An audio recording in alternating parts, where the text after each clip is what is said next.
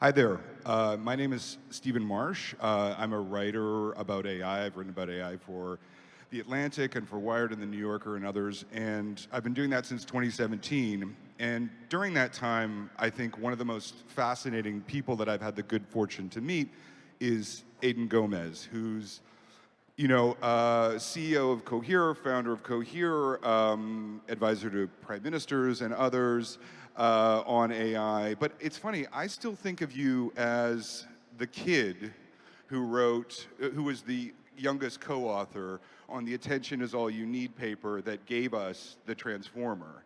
And I wonder if you could just sort of take us back to that seminal moment in AI and describe what it was like.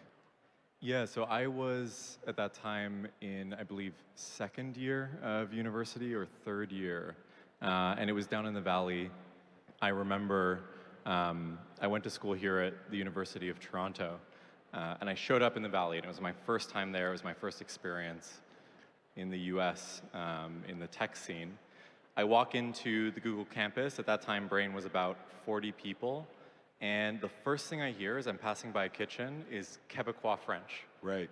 And so I hear Sammy Bengio, Joshua's brother, talking to another Quebecois French person down there. And that was the first hit of, how Canadian AI is and how it had permeated even like the most prestigious labs in Silicon Valley. And what was the experience like? Like, how old were you? I know that I couldn't drink down there, so I was like 19 or 20. You were like 19 or 20, and tell me about the process of writing it, like of writing this paper. Like, how long did it take, and where did it come from? Where did the Transformer come from? This revolutionary technology. Yeah, so I had joined to work with Lukasz Kaiser, which is one of the other authors on the Transformer paper. And I actually didn't join to work on the Transformer. I joined to work on this much different project, which was to create one model to learn to do everything. Right. Lukasz's idea was that we're going to create a massive model that can consume any data set humanity has produced. And so that's multimodal. It needs to be able to consume images, consume text, produce text, and everything in between, right? Audio included. I like to say that Lukasz operates, half a decade ahead of his time. So while I was doing that, it was like a 12-week internship. I happened to be sat next to Noam Shazir. And Noam had been working on large language models forever. It's just that back then, there was no transformer to scale them. And so he was working on RNNs, and what he wanted to do was he wanted to create a new architecture that was simpler, more refined, more scalable. And we found out that someone in the Translate group, which is a different part, we were in Brain, there's another group in Translate, had the same idea. And that was Jakob and Ashish and Nikki.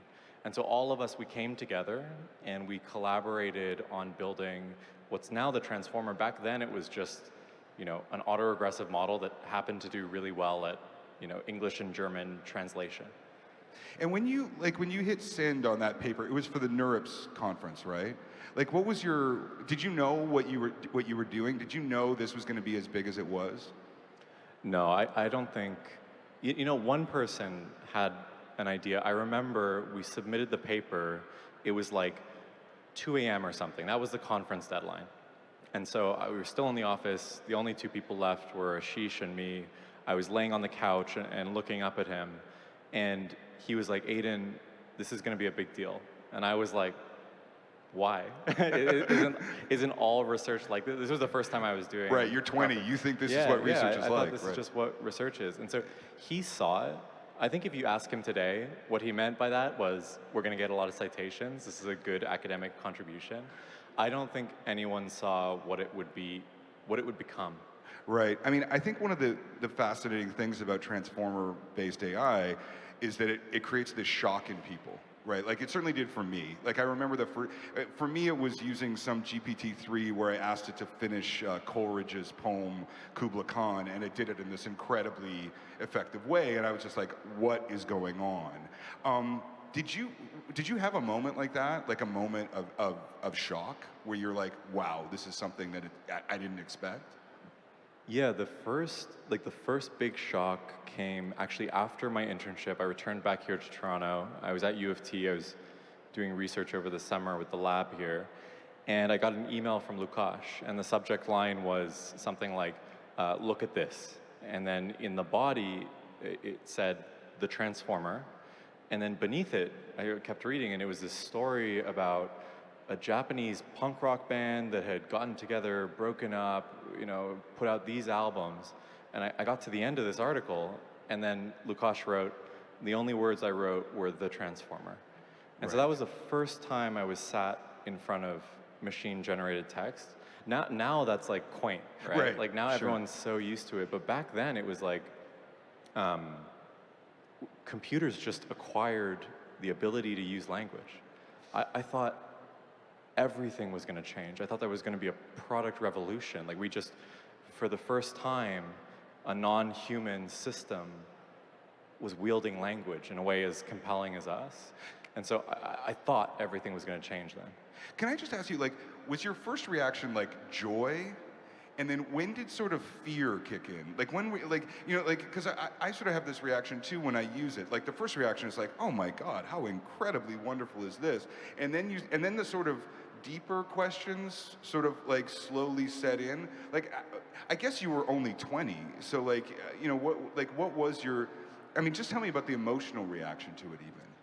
I was over the moon. Like I was really happy. There was no fear. It was like, at that time, I don't know, the night before I received that email, I went to sleep very happy and optimistic that maybe in a quarter century, maybe in 25 years, if we do everything right as a field, we might have machines that could talk to us. Right.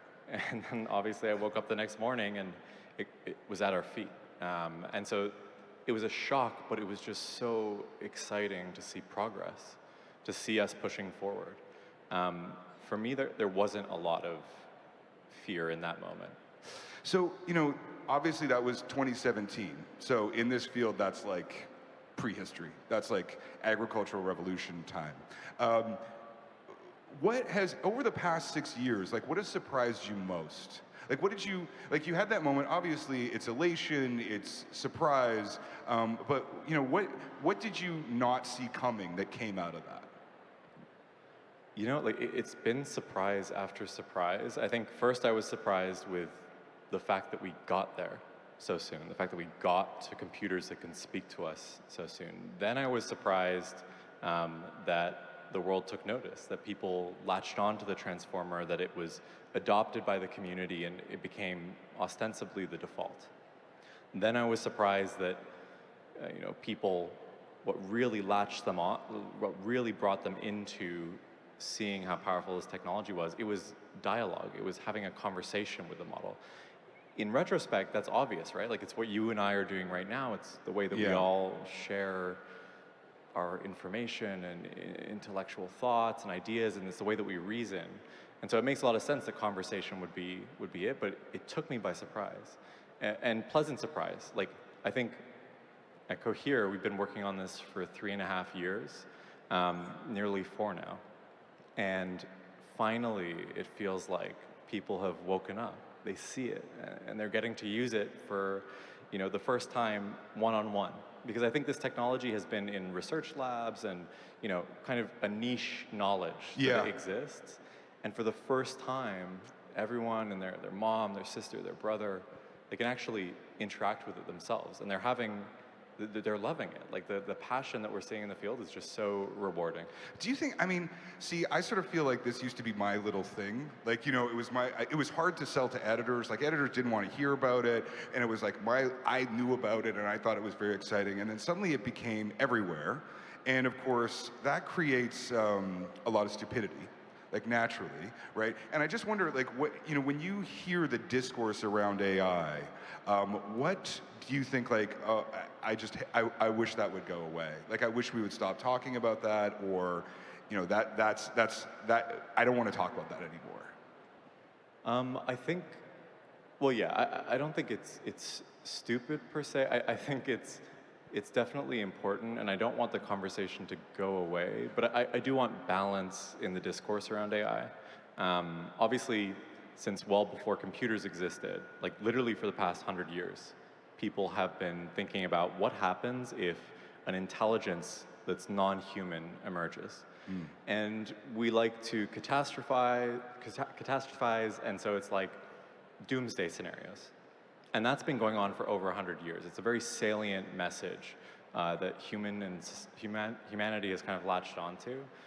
And I hear a lot of that same doomsday narrative in the discourse around AI today. And we should think about that. It's important. This technology has real risks.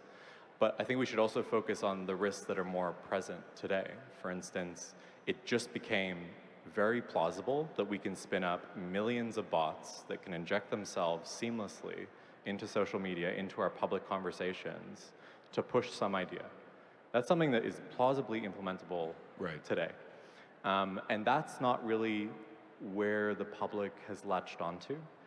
And so we're getting pulled from the policy side, from the public discourse side, into only focusing on the worst case outcome, which of course is literally everyone dies. Right. And so and a human extinction event. A human extinction event. Right. And so I think at well, least, it is worrying. I mean, hey, I'm concerned about it too, but we have to weight these things. I think having some balance and some renewed focus on stuff that is more plausibly arriving in the near term would be fantastic. I would love to hear more concrete policy proposals to mitigate the risks that I just described. For instance, I think it should be a right for humans to know, are you reading a piece of media that is synthetic, that was created by a machine, or are you reading a piece of media that is actually a human? And so human verification should be a right. Like you should know the source of what you're consuming. Can I ask you why? Like, why do you think that's so important?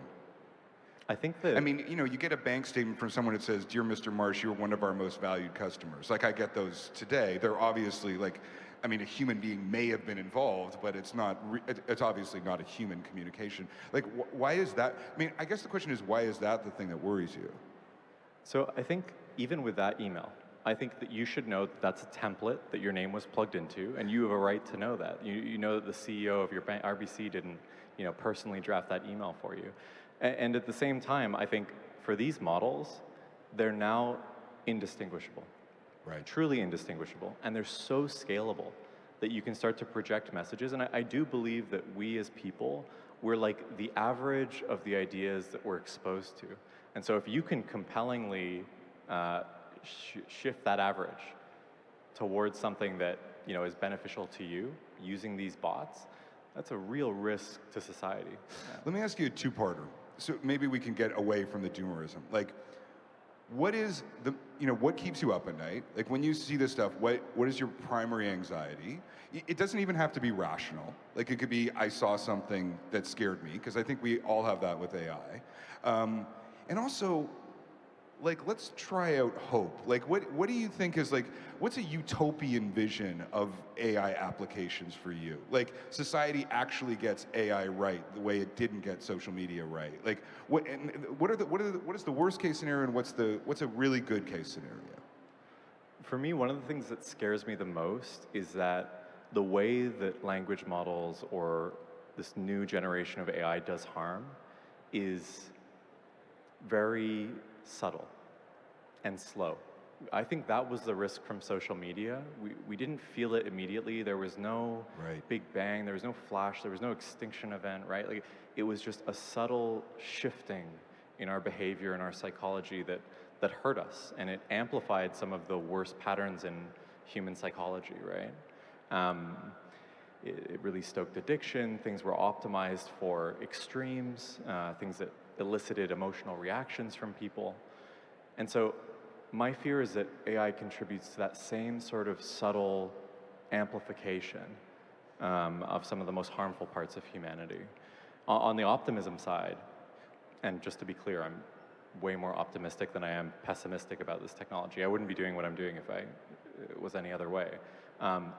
The opportunity to do good in healthcare, to transform the patient experience, to improve outcomes, the opportunity to transform GDPs. I think this technology, especially in a world where we're seeing inflation start to go up, it's a deflationary technology that's going to let humanity level up. Like the same thing that the steam engine did for mechanical labor, that took the loads off of humans' backs. Like, this is going to do that same thing for intellectual labor. So you're not going to be writing the same templated email 30 times a day. You're not going to be, boring slowly, scrolling through stuff. You can automate so much of the worst part of your job and step up to someone that uses these tools and makes them much more efficient. So I think both the opportunity to improve human welfare in medicine as well as economically in GDP, it's massive. I mean, as a writer, as someone who uses this stuff, I mean, the idea that the steam engine is about to come is obviously a little terrifying to me. The WGA right now is on strike in America, and one of the major reasons is the threat of AI replacing script writing. Now, as someone who's used AI creatively, I think that's pretty overblown. But what would you say to people who think this is just going to replace, essentially white-collar jobs, like of all kinds of intellectual labor, and obviously into a system that, as you say, is already quite constricted, right? Yeah, so I think for writers, there's like a whole set of activities, and in particular, the creative side, right? Where it's the humanity in your output that's valuable. Right. I read a writer's piece of work for the writer, for their story, for their human experience, for their insight. I do it to resonate with them. I do it to empathize with them. And so I don't think that goes away because there are market forces which insist upon a human on the other side. What will happen, and I think is already happening, is what you just described, augmentation. It's a tool for you, right? Right. You write better stories because you're able to ideate much faster, explore a much wider breadth of possible paths a story could take. And so it becomes a tool for you, and our art gets better. It becomes a utility that sits next to you and amplifies you. And so that's kind of what I see. Similarly, we've had massage chairs for a while. Masseuses are fine. You're Right. there for the human touch and like that experience. Same thing with therapists, right? You're there for the person who empathizes with you. Taking the person out of it, the market doesn't want that, and so that's not going to happen. Do you find, as someone who's been dealing with mechanical language for so long and in such depth, that it's affected how you feel about human beings? Like, do you feel like it's the kind of thing where it's like you either you need it more, you're like, I've been dealing with large language models all day, I actually need human contact, or do you find it's like, why would I be with these boring people when I have these incredible tools? Well, honestly, right now, it's still early, right? Like, the technology is like... But you've been doing it for 6 years. I mean, most people have been doing it for 6 months. Yeah, but I think we're still very, very early in this technology. Right. And so when I'm interacting with the models, they're incredible. But I'm, like, as a builder, I'm acutely aware of their shortcomings. And so definitely, when I spend all day chatting to it, or when I'm on a plane just like chatting to the Cohere model, I want to talk to a human after that, because like I'm testing it and I'm basically seeing all the places it's dumb and not ready yet. So I think definitely from my side, there's definitely a human element that I need and that I appreciate. But I also think, does it make me see humanity differently? I think it's extraordinary the power of these models to kind of put up a mirror and show us how we got to where we are. We think of language as the tool that differentiates us from all other animals. For whatever reason, like lots of animals have tons of neurons like we do, right? Tons of synapses. So biologically, we're all pretty similar. But for whatever reason, humans broke through and acquired this tool that let us pass down information between generations, accumulate knowledge over hundreds, thousands of years, pass on our culture. And for whatever reason, we thought that made us special and entirely unique. I think one thing that's extraordinary about these models is I now believe this is something fundamental. It's something that we can give to another substrate. We can give to silicon. We can give to our machines. And so I think it's quite extraordinary and beautiful, right? Sam Altman recently said that he thought that AI was overhyped in the near term. Do you, I mean, I guess another way of asking this question is, like, what are you most excited about? Like, you know, we've been dealing with surprises, right? Like, it's like suddenly you get this shock of the Wikipedia entries. Suddenly you're like, and we're all shocked, right? Like, it shocks everyone who uses it, I think. Even, you know, the people who are there at its invention. Like, what are you most looking forward to? What do you think the next surprise is going to be? Or I guess, is there no way to tell? I think the next surprise, so if you look at how these models are built, they rely on humans.